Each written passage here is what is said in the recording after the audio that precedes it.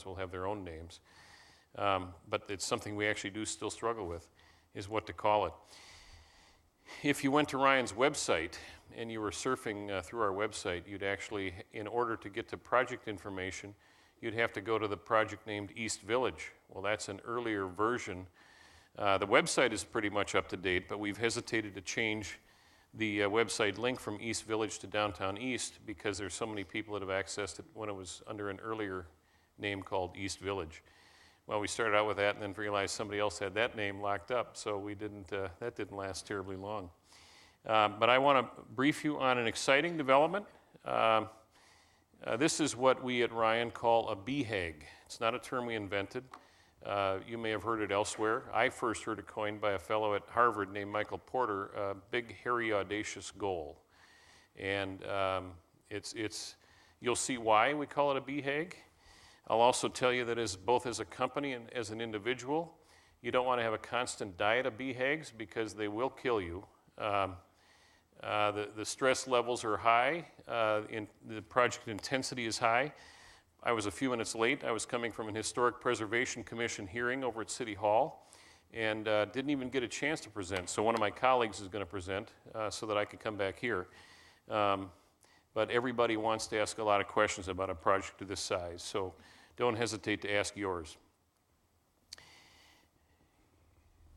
The Metrodome opened in 1982.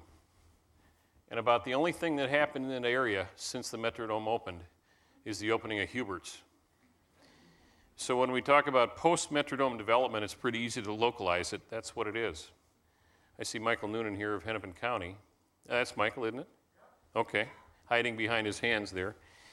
And so Hennepin County Medical Center is right over by Hubert's. Hennepin County has a lot of interest in the area, but if you look at the area, not a lot has happened. In fact, overall in Downtown East, I would say that the most dominant characteristic is low-rise buildings surrounded by surface parking. It's not hard to call it crumbling surface parking because about half of it, that would be an appropriate characteristic. So it's an area of town that has been bordered by some physical barriers. So this is Fifth Avenue, runs essentially north and south. That's the way we refer to it, even though it's not technically true north and true south. But this is a panoramic picture. Let's see if I can use this. So these are parking ramps along the west side of Fifth Avenue. That's a jail. That's not a parking ramp. So that's a better neighbor than a parking ramp. So we have parking ramp here, jail, parking ramp here. So they form the westerly edge of the Fifth Avenue corridor. So that's part of the reason there hasn't been any development in Downtown East, is it's absolutely walled off from the rest of the city, from the core of the city anyway. So here you see the existing Minneapolis Skyway system. So here are the skyways that connect into the core of downtown, which is essentially over in this direction. I can't see very well here, but I think, Michael, is that the federal courthouse? And that's City Hall, Hennepin County Hennepin County Government Center. Over here, some of these are tunnels, some are skyways. But in addition to the physical barrier provided by the parking ramps I showed you pictures of, there's been a skyway system limitation that ends to the west side of Fifth Avenue. So for those two reasons, nothing has proceeded to the east of Fifth Avenue. Now, if you look a little bit on the north side, this is an aerial picture from 2004, which wasn't that long ago. Development years are like dog years. Well, I guess the reverse of dog years. 10 years in the development business is like one cycle. Okay, so this is 10 years ago, not quite. And the next picture shows you all the development that has happened since then, but on the river side of Washington Avenue. So look at all these new things that have happened since 2004. So this is a recent aerial photograph. So you got the, oh, I'm sorry, didn't mean to do that. You've got the MacPhail Center for Music, you've got apartment projects, you've got a loft hotel project, Gold Medal Park, the Guthrie Theater and Guthrie Ramp, and there's another condominium development going up right here. I forgot what Jim Stanton called it, but it was in Sunday's paper under the article heading was Condo Conundrum, for those of you that might have noticed that. So this area has been active in redevelopment over the past 10 years. But if you look, there's essentially nothing new in the area immediately surrounding the Metrodome. So downtown East has been almost an economic wasteland. However, it's a very transit-friendly location. How many of you ride the Metro bus? Not a St. Thomas bus to and from St. Paul, but how many of you ride a Metro Transit bus? Anybody? LRT? Anybody? Okay. The adults in the room ride the LRT. What the hell's with you kids? This is, oh gosh, I'm confusing the two buttons here. I apologize. So here's where our site is. Here's where the LRT station is. That is the first stop where the LRT line that goes to the Mall of America and the airport, which is now being known as the Blue Line, before it used to be known as the Hiawatha Line, is going to connect next year to the Green Line, which some of us think of as the Central Corridor Line, that will go from here to the University of Minnesota, West Bank, East Bank, TCF Bank Stadium, and then over to St. Paul to the Union Depot. Ultimately, there's a lot of talk now and a lot of controversy about the Southwest Corridor, LRT, and whether that should go through a shallow tunnel or a deep tunnel or freight should be rerouted through Hopkins, et cetera. But that LRT line would connect here at the interchange where we also connect to the North Star commuter line right next to Target Field. And so we are smack dab on top of connections to all of the LRT system. In addition, if for some reason the LRT doesn't go where you want to go, there's a major Metro Transit center right here from which buses leave to all points of the compass. So that's the Gateway Transit Center. And so this is a very transit-friendly location, which is very important, especially for people that are trying to attract younger employees, many of whom choose to live without a car if there are reasonable transit options available. This is the stadium district, the way it was written into the legislation in 2012. So within the boundaries highlighted in yellow here, and set aside that parking ramp because that's part of our proposed development. So today there's an old building on that site.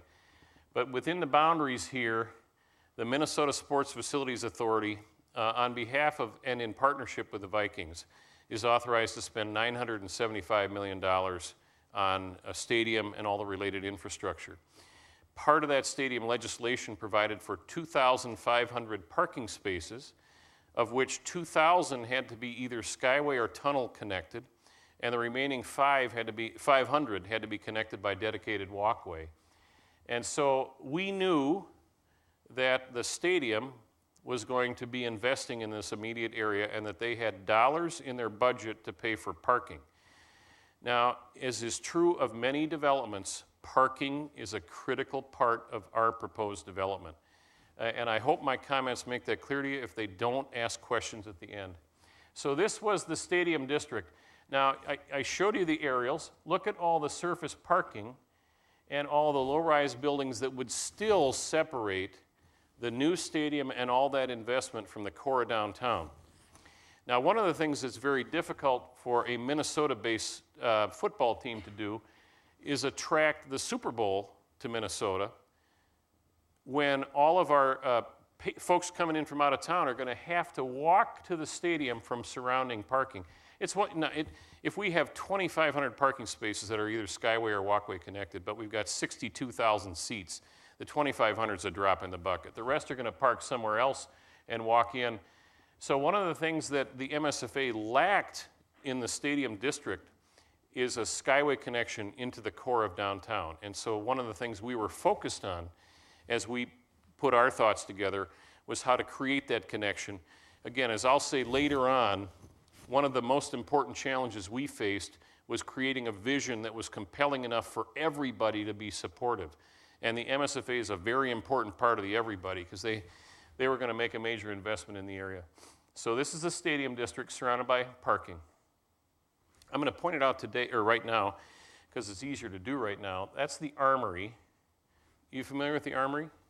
Some? It's a historic landmark. It will not be changed significantly from its current physical shape, either externally or internally. Even the inside is protected. And the Armory has been owned by a private citizen who bought it from Hennepin County in about 1998 or 1999, a guy named Doug Hoskin, a friend of mine. And he's long time had plans to redevelop the Armory. And his vision has been as an event center.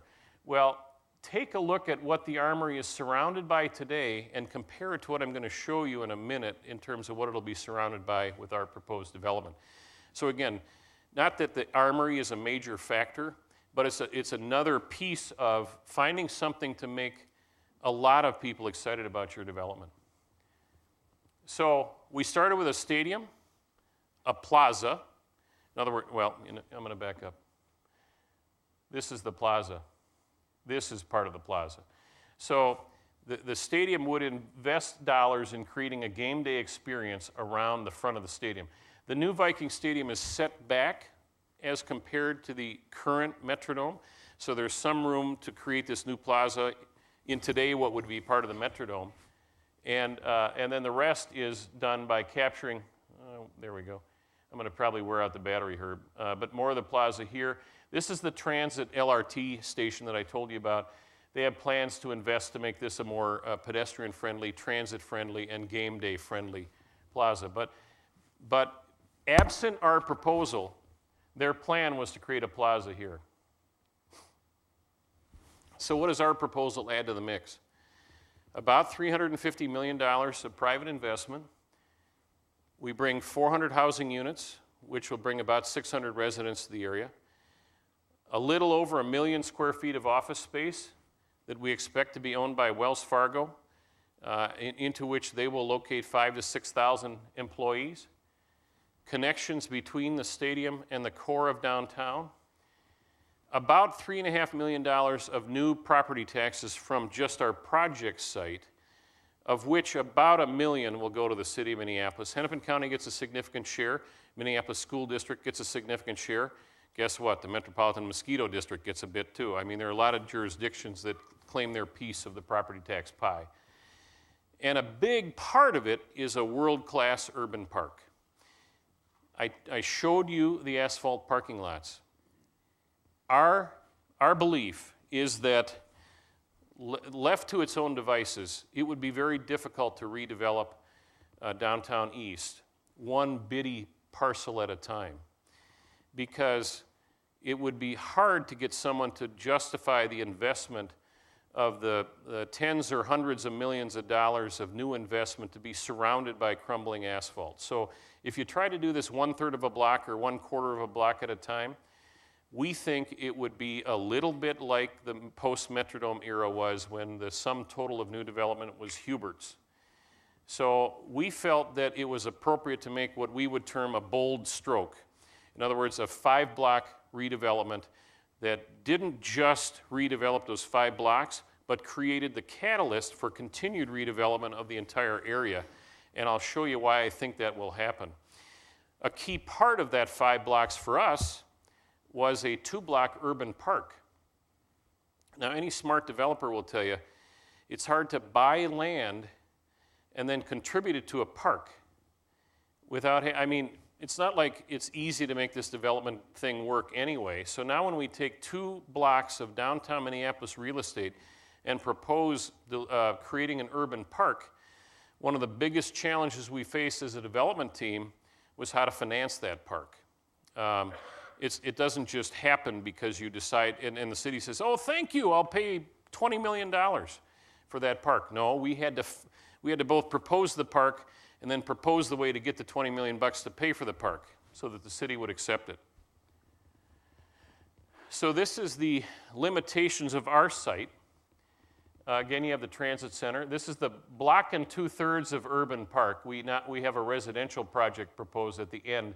By the way, this is that fancy jail I told you about before. So we're figuring that a residential unit with some life on the street is better than the blank walls of a jail in terms of ending the park. The bulk of our project, the private investment, is here. So these 2 are office towers. You'll see pictures in a minute. In fact, I got some animated video that you'll see as well. But these are roughly 500,000 square feet each for Wells Fargo. fronted by about 40 residential units on this side facing the park and 40 residential units here. And then about 110 residential units on each of these partial blocks. And then one of the cornerstones of it was the parking ramp that we proposed to build for the MSFA. So we have proposed to them that within their $975 million, oh gosh, no, operator error, we would build that parking ramp for them, and we would build the skyways that connect from the stadium. You don't see it here because the drawings have been modified, but there's a skyway that connects to the stadium, then to this ramp, then through the Wells Fargo and mixed-use buildings, all the way into what's known as the Hoff ramp, which is a City of Minneapolis parking ramp on 5th Avenue. So those are all key elements of our proposal. Let me see if I can, there we go. Oh, this provides a little more context, shows the all-important skyway connection I was mentioning a moment ago. So again, mixed use with residential and office, ramp here. There are 2 additional development opportunities on this block that are not yet fully figured out. One is what we call the liner pad site right here, and the other one is what we call the air rights parcel up above. They're probably connected to each other because it's not like you can magically transport someone from the street to 7 levels above, so you're going to want to have a elevator core and stairwell core dedicated to that development parcel somewhere on this pad. But then the remainder could be something else, could be retail, could be residential, could be a very small hotel, et cetera. So again, you see how our proposal connects the stadium into the core. Now that means that if major events come here, and it's not just the Super Bowl, NCAA Final Four in the middle of March, NCAA Frozen Four, any of the major events and minor events, not just the truck pulls, by the way, they will go on as they always do, but there's like 200 college baseball games that get played here spring and early summer. It floored me when I heard that number, and I'm still not sure I've got it right. But there's a lot of baseball that goes on. Now, this gives people skyway access into the core. They can walk to a restaurant, they can park at a parking facility, they can stay at a hotel if they're from out of town and walk in and not have to move their car, et cetera. And so it's a very important skyway connection to improve the marketability of the stadium as an event venue.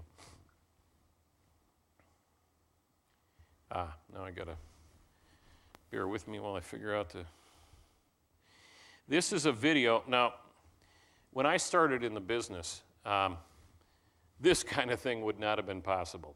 So many of you will not appreciate it because you've been seeing internet-based videos all your life.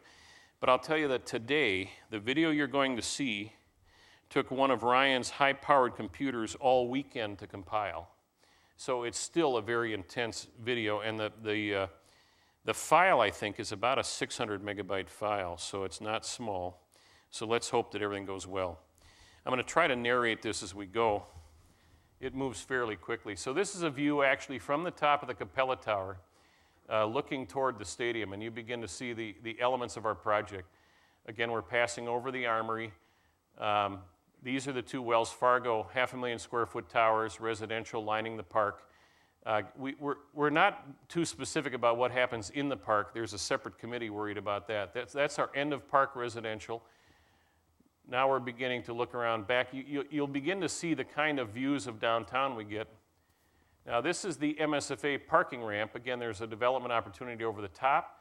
Here's our north side residential, 110 units on each block.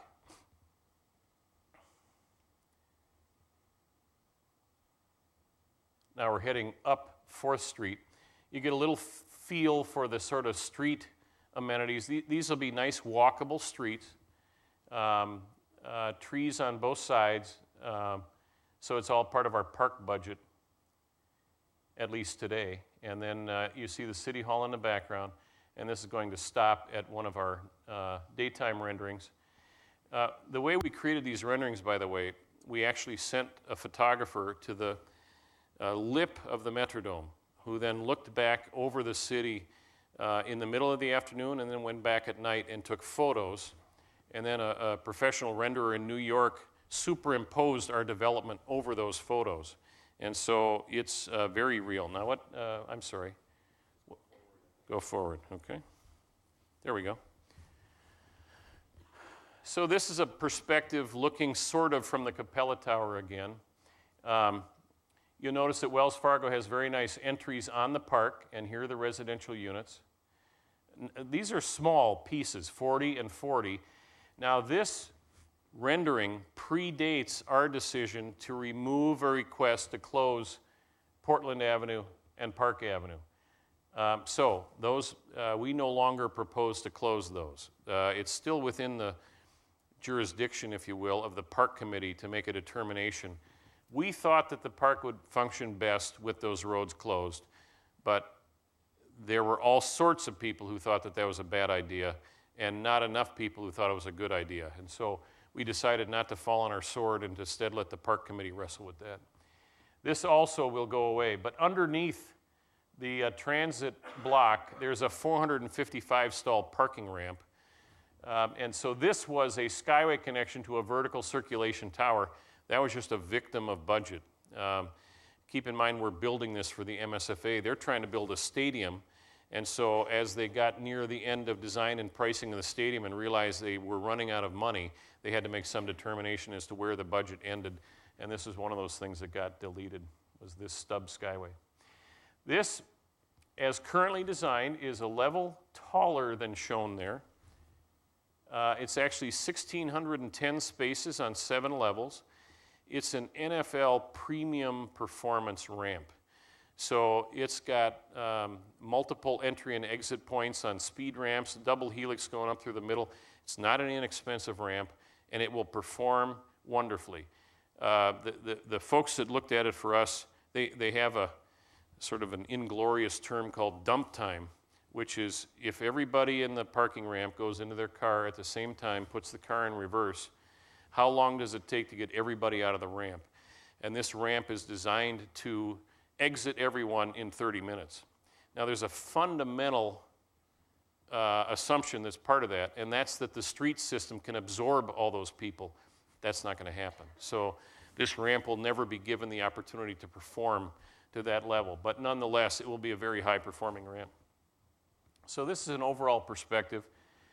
This is a ground floor perspective. So here you see retail space underneath the residential.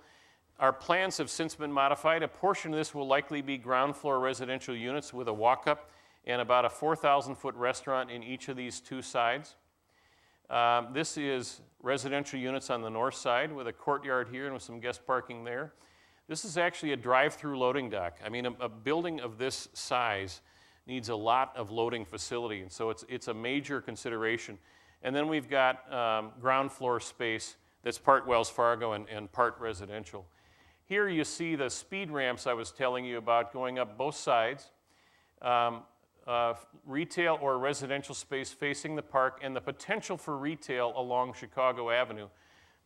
That could be parked. It would add about 15 spaces today, or it could be converted to retail today. We're not convinced the market's yet there to lease that as retail. This is dashed in because it also could be converted to retail in the future. The key provisions to allow that conversion are flat floor. You can't convert a ramp to retail in the future, but this has a flat floor. And it has sufficient height, although it's limited, it has sufficient height to function as retail. It's got a reasonable depth to it for retail purposes, and it can be cut out of the ramp without creating problems with the ramp circulation. So it is a potential retail development in the future. This is, oh, you'll love this. When I started developing, the ground floor was 1. The Skyway level was 2. That's not what it is now. If we go through approvals, the ground floor is G, the first floor above it is 1, the floor below it is -1, and so hence the numbering system. So what is labeled here as level 1 is actually what I think of as the Skyway level, or level 2. I just did that to confuse me. I figured you guys wouldn't get confused.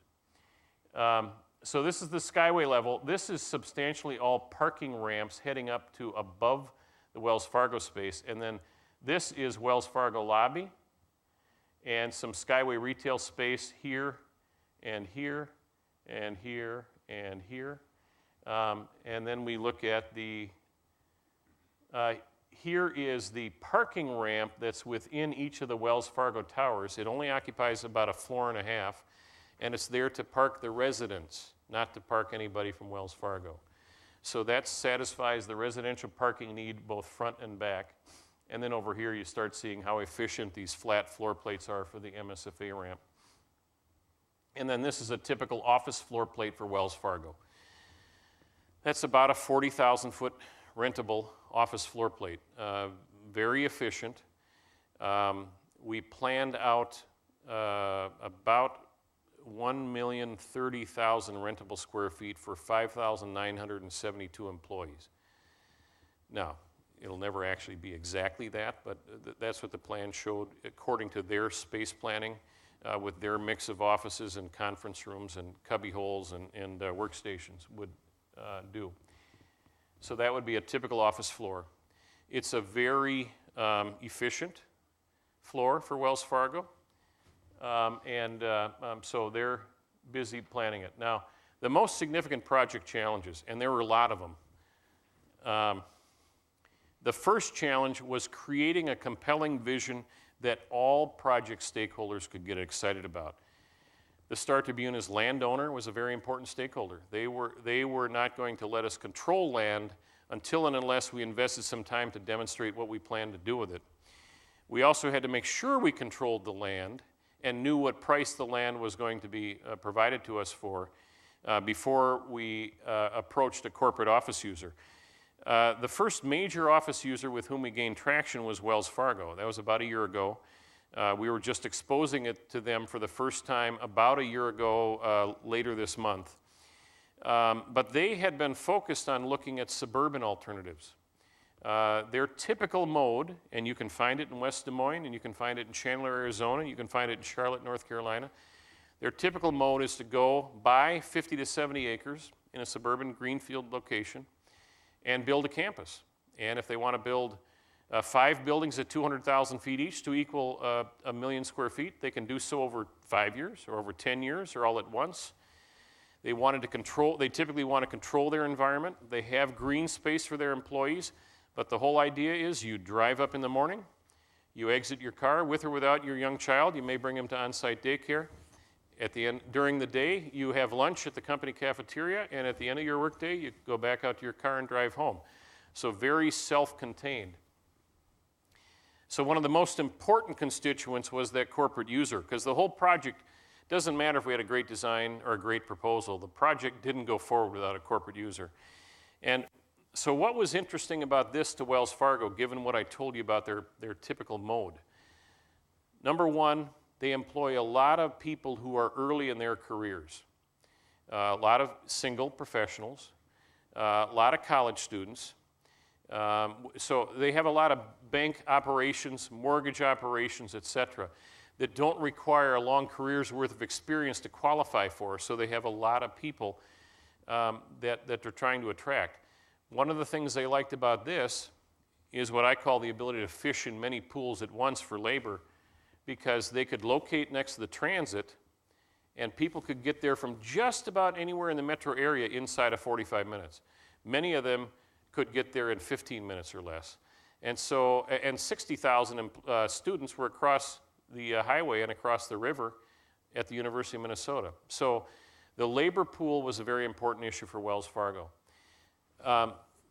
They wouldn't have considered this without something like the park that we proposed. Because they weren't interested in just going into a building. They wanted to go into an environment for their employees. They also were looking at this as a corporate owner, not a short-term or even long-term tenant. So they will own these buildings. They'll invest a significant several hundreds of millions of dollars in these facilities. And they were very concerned with what went on immediately surrounding them. We talked about transit. We talked about the immediate environment. But the other thing that was very important to them was they were not willing to pay a premium, or maybe stated it slightly differently. They were only willing to pay a small premium over what they otherwise would have to pay to go to a suburban location like the one I talked about before. They're a very capable corporation. They have in-house corporate real estate, in-house construction, in-house design management, in-house procurement. They could have done this in Maple Grove or Brooklyn Park or Bloomington or somewhere else in the metro area if they had chosen to. And so they were not willing to get into a situation that caused them to pay a significant premium over that sort of scenario. So it was up to us to find a way to deliver all that they were looking for at the price that they were willing to pay. And that, by the way, can be summed up as the developer's dilemma on every project. Deliver what the user is looking for and values at a price that they're willing to pay. I already talked about the Sports Facilities Authority. One of the dynamics is they have a 50-50 relationship with the Minnesota Vikings. So even though the Vikings are their landlord, their relationship between them is that they have to agree. And the only provision they have when they don't agree, if they can't negotiate their way through it, is arbitration. So that added a layer of complexity to us, because even though we were selling the MSFA, we had to also satisfy the Vikings, or we couldn't get the MSFA's approval. City of Minneapolis, very important. The neighborhoods surrounding it, very important, especially in the city of Minneapolis where neighborhoods are very strong. One of the challenges for a development company like ours or any other embarking on a project like this is the amount of time and effort, capacity, and dollars you have to invest on the front end before you know if you're going to actually have a project. And so I've been working on this for more than a year. I would say today I'm probably dedicating 80% of my time to this project. I'm a resource for the company. My job is to create opportunities for Ryan to build things and to invest in real estate. If I'm misusing that because I'm focused on something that has a low likelihood of success, shame on me. And I'm also senior enough that they expect me to figure that out. It's not a matter of they tell me go do this. I better find the opportunity, then find a way to make it real. So we're not only investing our own time. By the way, the design, development, construction management is all in-house. Some of the legal's in-house. But we're paying others as well. We're paying outside architects. We're paying outside attorneys. We're paying, are you familiar with the term EIS, Environmental Impact Statement? There's another kind of an EIS that's known as an AUAR, which is an alternative urban area-wide review. It looks at noise and air quality and traffic and stormwater and shadows and historical issues, et cetera. An AUAR is a broad-reaching environmental review. The price tag on an AUAR is probably somewhere, depending on $300,000 and $500,000 to get one accomplished.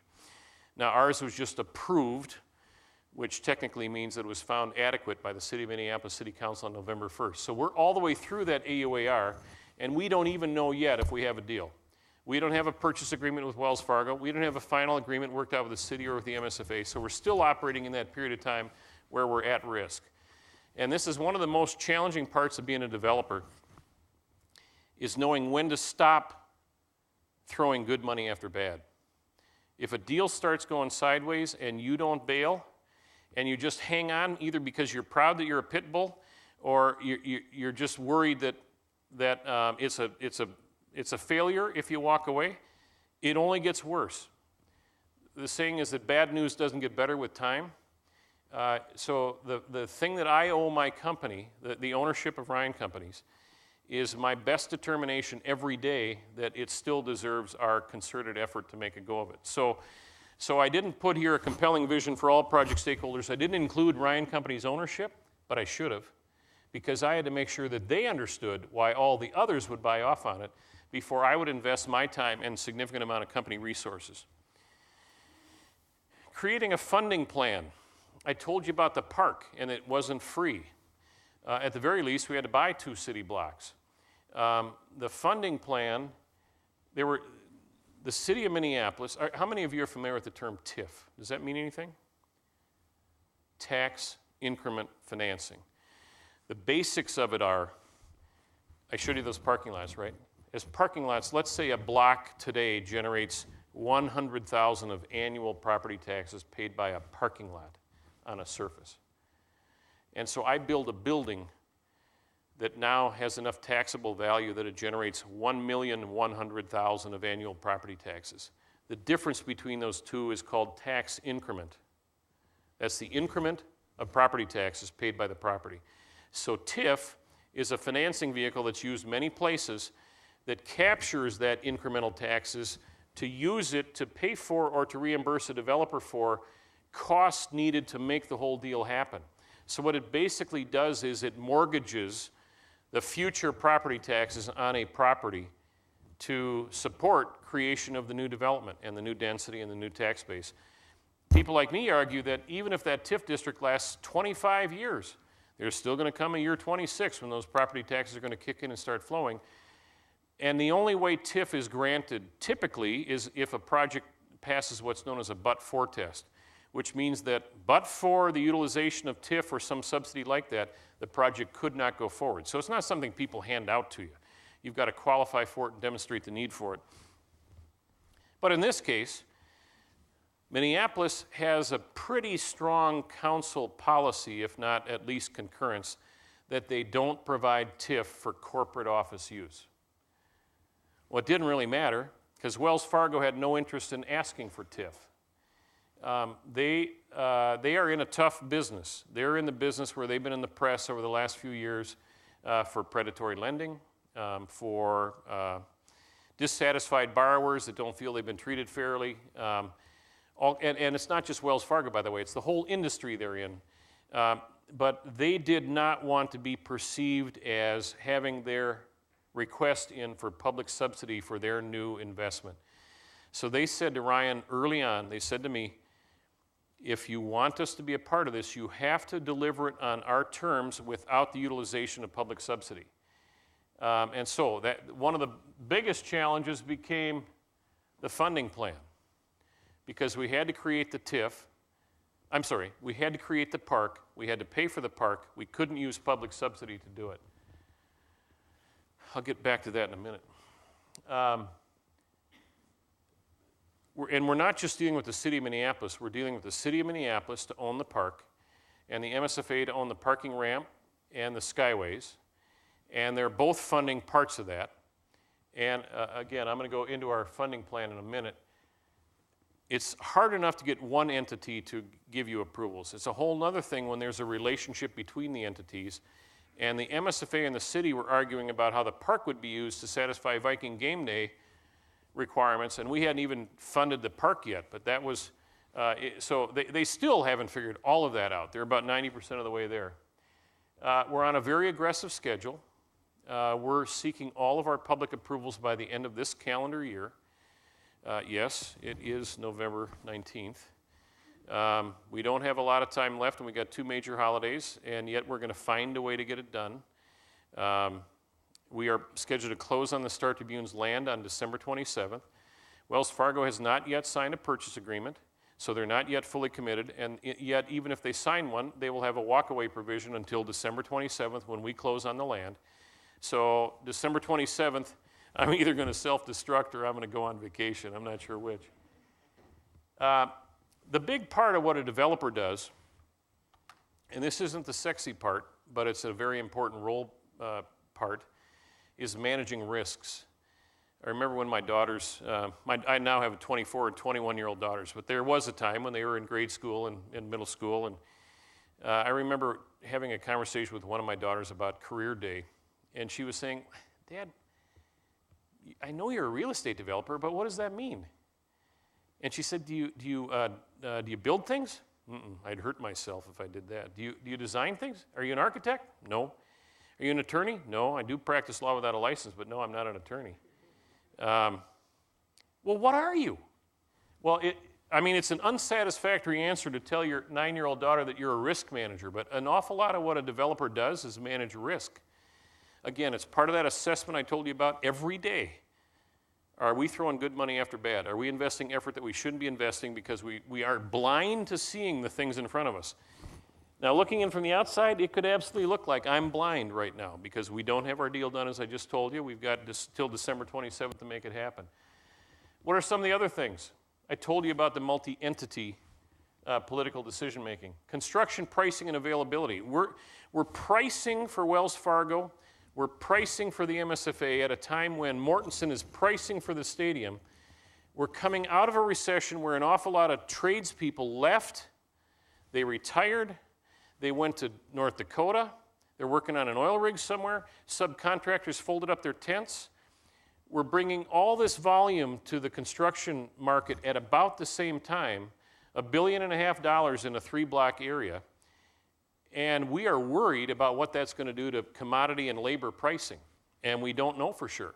Now, we have a long track record of working with many, many different subcontractors and great relationships, and so it is a manageable risk, but it is a risk nonetheless. When you don't know if you have a commitment, you try to decelerate expenditures. So we're trying to avoid designing too much. So we're designing on a just-in-time basis. What do we need? What do we need? What do we need? And so that also means that when the deal finally gets baked, we're going great guns the next day as fast as we can, working overtime, working weekends, working nights, because we're really behind schedule. Well, to deliver on our schedule, which I think might be my next slide. Nope, I'll get to that in a minute. Our schedule had us delivering for Wells Fargo at the end of 2015. In order to do that, we've really got to be under construction in April of 2014. We had to submit full set of city schematic drawings in September. There's a lot of work effort. I mean, the amount of effort invested today is measured in millions, not in hundreds of thousands of dollars.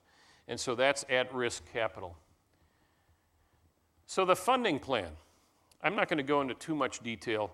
I'd rather you ask questions about it. But think of it this way. The MSFA is going to own the parking ramps and the Skyway. That came out of the stadium legislation. So they don't have to issue separate bonds. There's no debt service per se. I mean, the state will issue the bonds. The state has bond debt service, but that's not specific to this stadium. So it's like the capital is delivered to the project with no obligation to pay debt service, okay? The park will be owned by the city of Minneapolis. I told you that TIF is not an option for several reasons. So how are we going to do this? In order to get the project fully funded, we need the city of Minneapolis to issue what's known as general obligation bonds, which are bonds that reflect a lower interest rate because it's based on the full faith and credit of the city of Minneapolis. It's a municipal bond. In this case, it'll be taxable, not tax exempt. I wish it'd be tax exempt. But there'll be taxable bonds that will be issued by the city. But the reason they're willing to issue bonds is because of a payment that Ryan is guaranteeing to make for a minimum of 10 years and likely longer. Let's see, I'm going to see what I wrote up here. So we will manage the MSFA ramps, a total of 2,090 or 2,065 spaces in 2 ramps. They will be owned free and clear. Because they're MSFA ramps, they will not pay property taxes. So we will be able to harvest an awful lot of the revenue that comes into those ramps over the time of our management. And we won't actually manage. We'll have a management company manage. So we take all the economic risks during the contract term. Our payment commitment is based on but not tied to parking net operating income. So if the net operating income falls short, we dip into our pockets to fill the remainder of our payment. If there's more revenue left after we make the city its payment, we retain the rest. So that's the risk-reward side of our willingness to put forward this commitment. The Ryan commitment extends until the later of 10 years or 2 years during which the parking ramps spin off total net operating income of $3.95 million. Oh, geez, I can't get it right yet. I told you minimum 10 years. Our pro forma, which we think is a reasonable estimate, shows that it will take us 12 years to get to that point where we will have 2 years of $3.95 million of NOI. Over the course of that 12 years, we're guaranteeing approximately $40 million of payments from Ryan. Now, we're not coming out of our pocket. All of that's coming out of parking revenues, we hope. And we hope there's a little bit left at the end of every year so that we get a reasonable return for taking the risk. But this is what we had to do when we realized that neither the city nor the MSFA was willing to take the risk on the parking ramps. And we had no other funding plan. And so this is a February 15th weekend thing going, there's this parking revenue. How do we monetize it? And this is part of a three-party conversation. Craig Skeim representing the MSFA, Kevin Carpenter representing the city of Minneapolis, he's their CFO, and me. And we're sitting around and we're talking about, geez, there's this monetization opportunity for this revenue. And the MSFA said, well, we don't have deep pockets. We'd love to have the upside, but we can't afford any downside. We don't have any backstop if it goes sideways on us. The city said, we've been trying to get out of the parking ownership business for 10 years. We sold most of our ramps. Why the hell would we want to buy one more? And so I said, well, what would you think of a private party guaranteeing, taking the money and guaranteeing the payments? That could work. I didn't think at the time I meant Ryan, but that's the way it ended up. Now, after we complete our deal, we may very well find somebody that will share the risk with us or whatever. I'm not worried about that part of it. But that is the way some of these things happen sometimes, is just through ongoing problem solving. You know you got a problem. A lot of people wanted to get that vision executed, and we're trying to be helpful in any way they could. Here's the schedule we're on. We've hit the deadline so far. We got our conceptual approval from the city of Minneapolis, by the way, a 13-0 vote, July 19th. Got our MSFA contract award on parking ramps and skyways on July 1st. We don't have a full agreement in either. We just have what I would call a long-standing verbal or handshake, but we've been working in good faith to get those documented. We're trying to get our financing plan approved. I had meetings in with the mayor and other council members today and yesterday. I mean, it's sort of an everyday thing, so we're on a tight deadline. Our objective, as I said, is to acquire 5 blocks from the Star Tribune on December 27th, get into demolition or remediation early 2014, groundbreaking in April, initial delivery of November 30th of next year, year after next, and then finishing it up into the summer of 2016. I know 2016 seems like a long ways away. This is a lot of activity over the course of about 20 months. This project is like, I was the lead developer on what now is called Midtown Exchange. Herb referred to it as Midtown Greenway. That's the important east-west corridor, major biking route that runs on the north side of Midtown Exchange. But it used to be an abandoned Sears warehouse, and now it's the Alina corporate headquarters, 218 apartment units, 88 condominiums. The Midtown Global Market is there. That project had a lot of similarities to this in terms of the number of constituents involved. And so when I say it takes a village, you'll see logos up here from municipal entities and governmental agencies. You'll see an awful lot of law firms. I think just about every major law firm in Minneapolis has a piece of this somewhere. Somebody is their client. So collectively, we're paying a lot of legal fees. And, oh gosh, I gotta fix that. My Wells Fargo logo blew up. Anybody here from Wells Fargo? Oh, don't tell. Promise you won't tell. Okay, good. Whew. First time for this presentation. We got some glitches we gotta work out. I noticed right away. Yeah, I bet you did. I bet you did. So with that, I'm happy to answer whatever questions you have. I managed to use up almost all of our time. Yes, ma'am.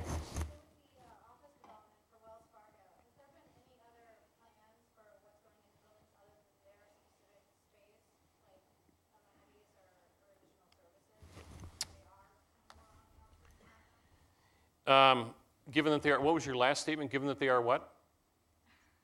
Now going to be in the center of downtown. Oh, okay. They are very interested in what retail amenities we might bring to the retail spaces. We have not yet completed a retail leasing plan, but it will include food service. It will include of both fast and probably fast casual, things like a Starbucks or Caribou or both, convenience store kind of place. They will have in-house locker, shower, bicycle storage. I'm not sure about fitness. They will not have an in-house cafeteria. That decision's been made. That gives us some greater latitude to attract good quality food service to the area. But most of those tenants are not looking in 2013 to make a decision as to where they're going to move in mid-2016. So we've got to let this get through the approval process, get all of the things ironed out in terms of exactly how much retail space we've got, what's the access, what's the connection to the loading dock, what's the elevator up and down, et cetera. And we'll be underway on that in 2014.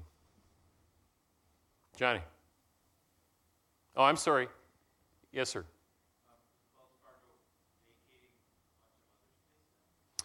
You know, I think they're entirely telling me the best truth as they know it today when they say they don't know. They don't know where the employees will come from. They've got a significant employee base in the metro area. They've got spaces in downtown. They've got something like 45 leased spaces in downtown Minneapolis. They've got a significant campus that they own in the Phillips neighborhood of Minneapolis that they have no plans to vacate. They've got significant lease space in St. Louis Park and in Bloomington. When they started down this journey, it was because the mortgage markets were on a pretty steep ramp upward. And this was perceived as a combination of mostly growth and some relocation. But the way we're designing it today is the space is generic enough that they don't have to make a decision until about 18 months from now how it will be outfitted when the tenant improvements are made. So, yes, sir. I was wondering, first of all, how is being in the spotlight with this development, how has that affected, your decision making and your... It sucks. And how you guys decided to, move forward with this project. And second of all, you guys are putting, park right on Park Avenue. I was wondering what you thought about the name East Metro Park and Park. I love it. I'm not sure if everybody heard the question. The essence of the first part of it was, how does being in the spotlight affect your decision making? It adds tension. People, I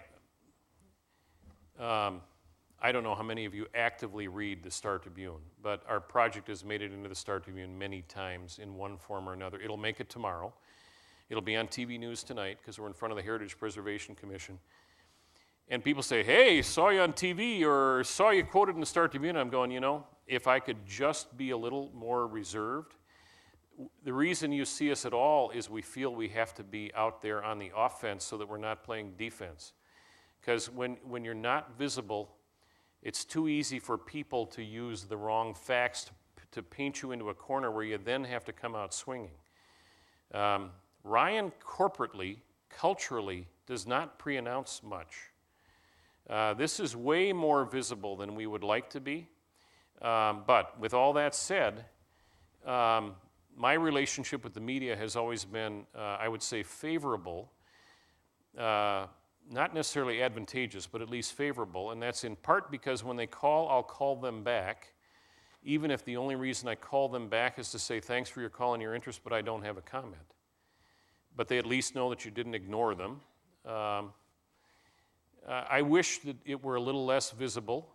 It takes time to manage all this media stuff. We do have an in-house marketing, but candidly, when the reporters are looking for a quote, there's no way that our marketing team can possibly be up to speed enough to give them a quote on what's current that day.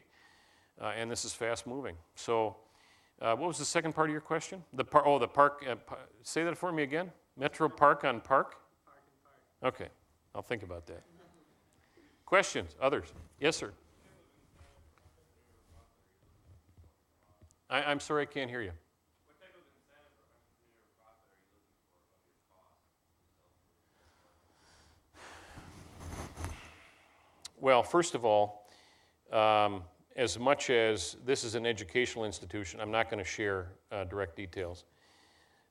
Secondly, I told you about how professional Wells Fargo is about this type of engagement. They have in-house corporate real estate. They have in-house construction management. They have in-house property and facility management. Not that they don't use others on an outsourced basis. They aren't going to pay any more than they have to pay. So everything that we charge them is based on a negotiated agreement between us as to what market is. Now, in this case, most of what we're doing for Wells Fargo is being a builder. So we've got a lot of resources dedicated to being a builder, but we're also designing it, so Ryan is the architect of record, and we're developing it, so I've got a development fee in there.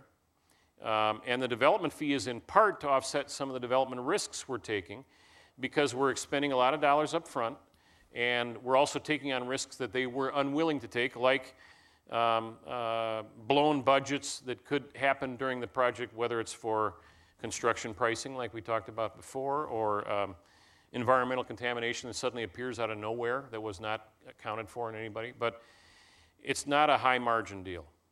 Now, it's a big deal, but it's not a high margin deal. I'd love to make more. Yes, ma'am. From a parking perspective, there's a lot of parking garages that you're tearing down. No, asphalt parking. Asphalt parking that you're taking down. From a building perspective, which percentage is being dedicated to Wells Fargo? Is it 3 per thousand, 5 per thousand?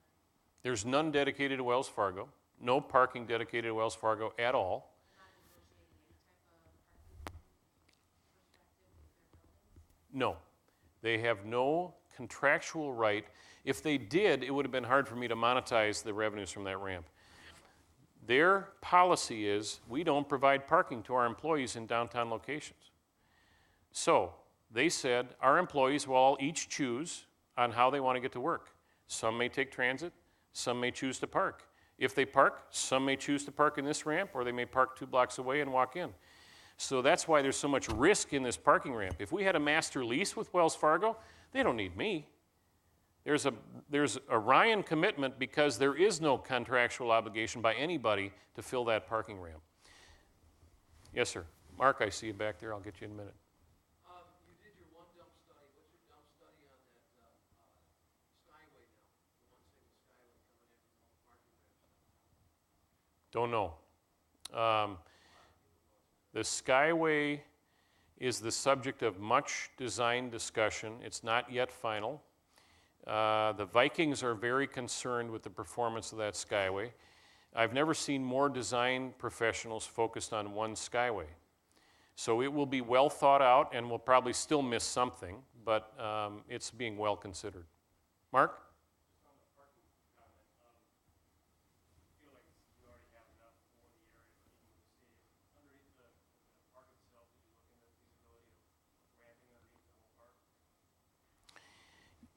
Did everybody hear Mark? The feasibility of ramping underneath the park. We did look into it. The short answer is it's an elegant solution, but it's an expensive solution. It's been done elsewhere, but with a lot of public dollars attached to it. We didn't have the benefit of anybody willing to put more dollars in than were already in the equation, and there was no way that was going to fit into the Vikings and MSFA budget for parking. And so that's the short answer. No. We, today, with all the things I just showed you, we still have a funding gap we're trying to resolve. We have just a limited amount of time to do it. We will find a way to do it. But even with the revenues, because the market rate for the parking in that area today is about $100 to $125 a stall per month. That's just not enough to offset the significant capital cost of doing an underground parking facility. Yes, sir.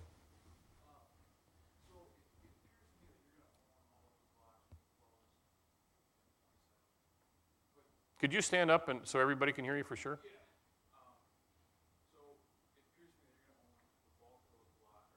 Yeah, maybe for a minute, yes.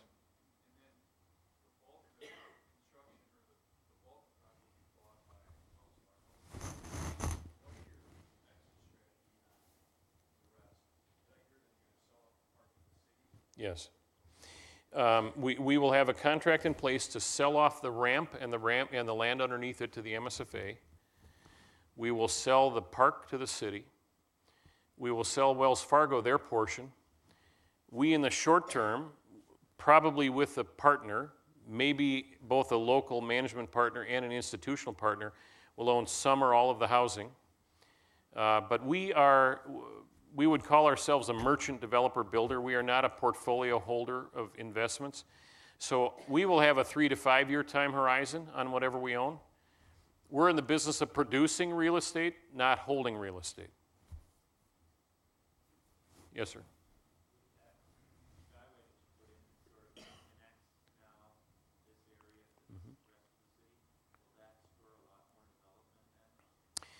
You know, that's an interesting question. It certainly will make it more possible. I can't say it will spur it. we don't have a perfect crystal ball, so we didn't even know how we should try to be creating connection points. So that will have to be figured out at a later date, is how does somebody connect into this? But it opens up that end of downtown for consideration, which before, based on that physical barrier I showed you along Fifth Avenue, it was a non-issue. Nobody was going there. Yes, sir. And a follow-up to that, have you looked into other properties around there, and thought of buying those up and, after your project builds profitability in the area, to either develop that or to sell it as well? You know, it's funny. This is going to sound like a little bit of a smart apple comment and response. I remember getting the same question in about 2005 when we were developing Midtown Exchange. Somebody said, why didn't you think ahead of when, you're making this $200 million investment in South Minneapolis? Why didn't you go before that and buy up all the distressed real estate in the area? And my statement was, 1 million square feet is enough risk for one company. You guys ought to be figuring out what to buy in that area and what to develop. We are just part of the industry. We are not the industry.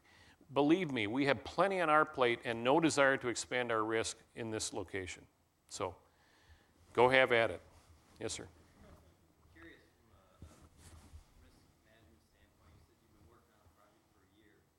How much of this is tied directly to the construction of the Metrodome? Up until recently when Mortensen's GMP was accepted, what happened if the Metrodome never happened? Would you guys spend it ahead or? It wasn't important to us. The stadium is not the important part of what goes ahead. The important part of what goes ahead is the parking ramp. Candidly, I don't care about the stadium, nor does Wells Fargo. But notwithstanding all the challenges they've been through, it was always unlikely the stadium deal would not go forward. Doesn't matter if it was due to pull tabs not generating the revenue or the Redskins name thing or, there are going to be a lot of pot shots taken at it, but it was passed through state legislation. The money was funded. You'll see some important announcements in the next several days about funding closing and the deal being signed between the parties and the pricing being agreed to and all that sort of thing. So it was a matter of time. I've worked on many development projects, and I don't remember one where I ever came in with my initial construction budget was less than what I had provided for the project. It's always more.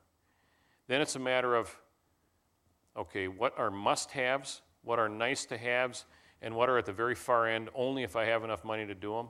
And that's the value engineering or value design process you'll hear talked about. So we were confident that our time, and we were staying very close to the MSFA too. We've been meeting with them since February, so we were monitoring very closely what was going on with them and the Vikings.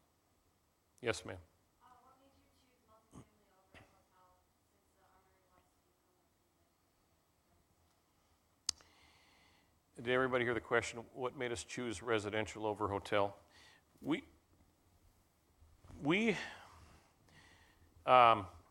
recently opened 222 Hennepin, where the Whole Foods on Hennepin in Washington. That's been very successful for us. We're underway on a Whole Foods anchored Vintage at Selby project in St. Paul, Selby and Snelling. I think it's 186 units over Whole Foods with an Associated Bank. We developed residential back in the late 70s, early 80s, got our butts kicked and got out and recently got back into it. First as builders for probably the last 10 years and then as developers over the last 3-4 years, including outside of this office, elsewhere. Hotels are tough. We are part owners of the Fauché. We are full owners of the Sheraton Midtown, which is right next to Midtown Exchange. We've done the Westin Minneapolis. We've done the Westin Edina Galleria. So we've done hotels from a fee development. Hotels are not a real estate play as far as I'm concerned. When you rent it by the night and you got to re-rent it the next day, it's an operating business more than it is a real estate investment. All that said, I'm now talking to hoteliers about a potential location on top of the parking ramp. So we may still end up with a hotel here, but we were just more confident in the housing market. Yes, sir.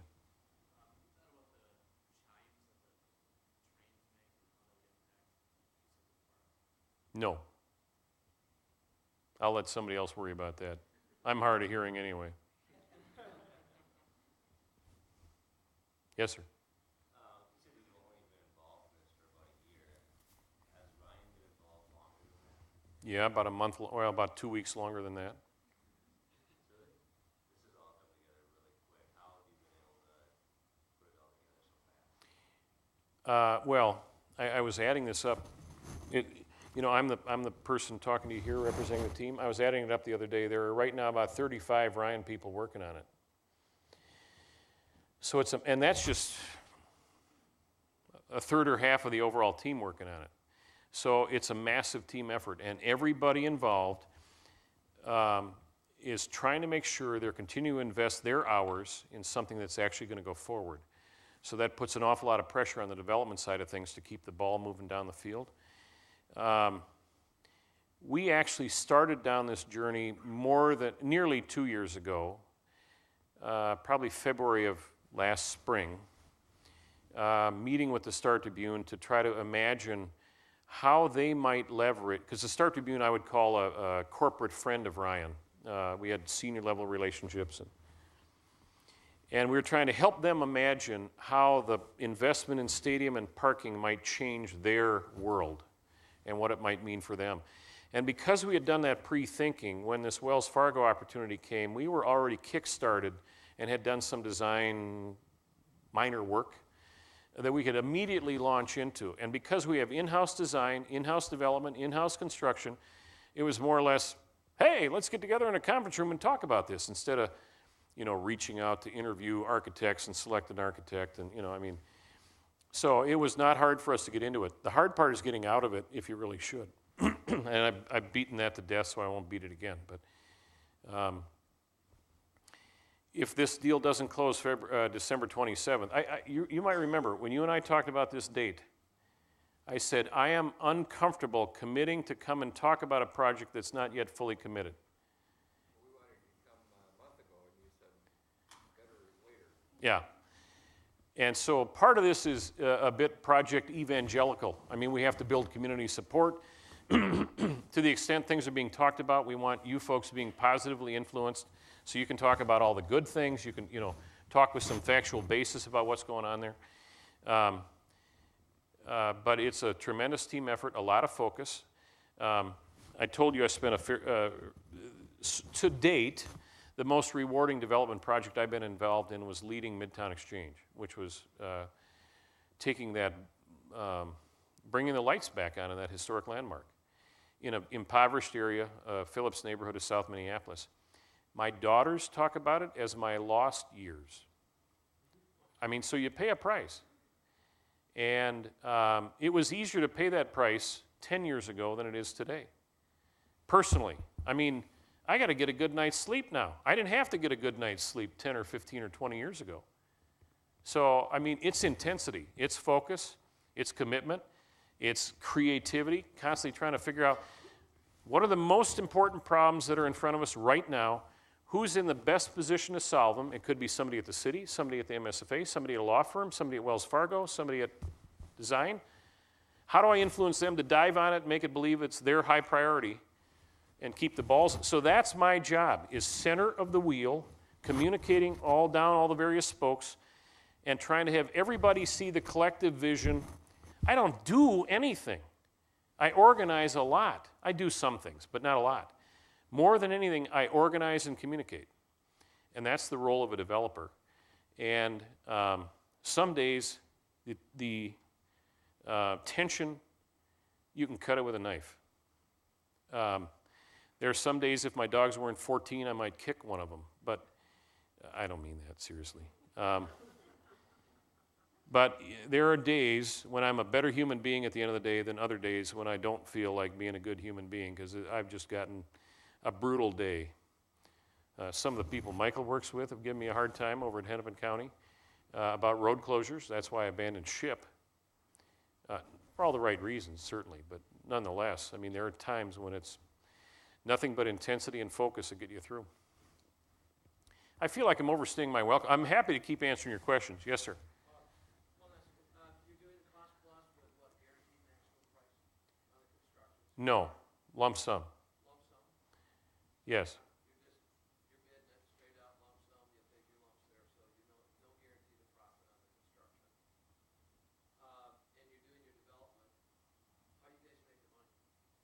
all of the above. If we manage it well, we've got a development fee, we've got design fees, we've got construction fees. If we're not good at managing the risk, we shouldn't be in this business, right? We shouldn't be bidding lump sum, and yet we would always prefer to be lump sum because then we don't have to track every darn invoice and audit every detail, and we'll just take our lumps. But if we're good at it, we'll manage it to the point where we get a little bit more profit than we otherwise could. More often than not, we don't get any more profit, but at least we didn't put up with the headaches of cost plus with all the auditing and all that sort of thing. So,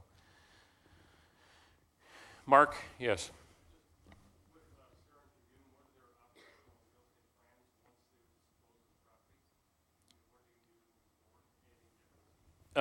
It was rumored in this morning's Business Journal, might have been yesterday's online edition, that the Star Tribune is near to signing a lease in the Capella Tower. Is that what you were asking? Yeah. They're being represented by Nelson Tietz and Hoy. Nobody's confirming the rumors, but they're pretty hot rumors out there. So they're looking for about 125,000 square feet. By the way, the building they're vacating, they have 3 buildings on the 5 blocks. They're only in one building, which is about a 280,000 foot building, and they need 125,000 feet. So that tells you part of their motivation. They don't need it all. Sir, was there another hand? I was wondering how the mayor's plan on downtown developments over the next 15 years that he wanted to bring in more residential buildings, how that has helped or impacted your plans at all? Actually, I would say that what you're probably referring to is the Downtown Council's 2025 plan, which is supported by the mayor, but comes out of the Downtown Council. And I think the timing of that plan and its being shown to the world helped us because an awful lot of what we're doing helps achieve some of those objectives. More residents, more green space, better transit utilization, the Skyway connectivity to help open up part of downtown. So I think it's been a net positive. We don't by any means go to address all the goals in the Downtown 2025 plan, but we address enough of them that we've gotten good, broad, business-based support. Anybody? Yes? Will the apartments be luxury apartments, or are they going to cater more towards that, for the workforce of college? The question is, will the apartments be luxury apartments, or will they cater to the young professionals recently out of college, i.e. working for Wells Fargo? The short answer is at least half of them will be what we call market rate, which you may call luxury, because the newest apartments that are being built today are being rented for over $2 a foot per month So if our average rental rate on 222 Hennepin is over $2.15 per square foot per month. So if you had a 600 square foot unit, you're paying about $1,250 a month, not counting some of your other costs.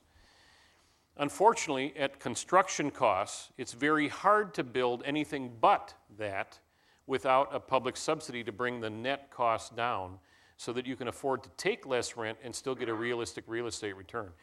So sometimes you'll hear that other type of housing called workforce housing. Sometimes you'll hear it called affordable housing. And affordable housing is measured as rents that are affordable to people at a certain percentage of the area-wide median income. And we have proposed that some part of our development be affordable housing. We're getting resistance from the city of Minneapolis.